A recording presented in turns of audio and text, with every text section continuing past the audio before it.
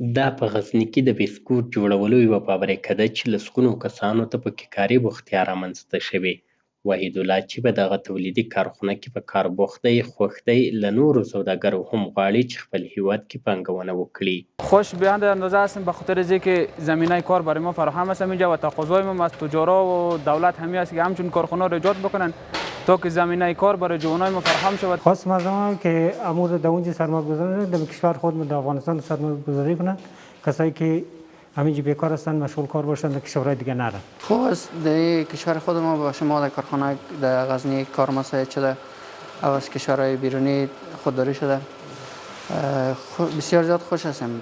صنعتکاران وایي د صنعت تولید زیاتوالي برخه کې لویه ستونزه د صنعتي پارکونو نشتون او برېښنا ده. که دغه ستونزه حل شي، ډیری پانګوال آماده دي چې په غزني کې لویې او وړې کارخونې جوړې کړي. نسبت هر سال کار ما اضافه تر شده مره، خوبتر شده مره، بهتر شده مره، لیکن پارک صنعتی که باشه کار ما استاندارد میشه.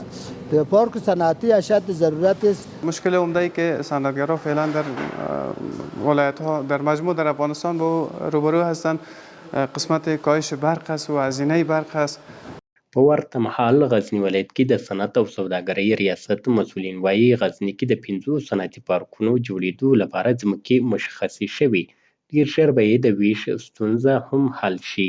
د ځمکو ویش انشاءالله کارونه یې 95 سلنه خلاص شوي دي او راتلونکي کې انشاءالله امید شته چې زر به ځمکې توزیع شي او کوم د دعوو مشکل شي هغه هم تر ډېره حده پورې خلاص شوی دی.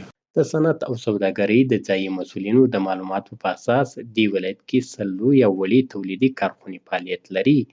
50 نویو تولیدي فابریکو ته یې د فعالیت جوازونه ورکړي چې د صنعتي پارکونو په جوړېدو سره به یې ډېر ژر عملي کارونه پیل شي.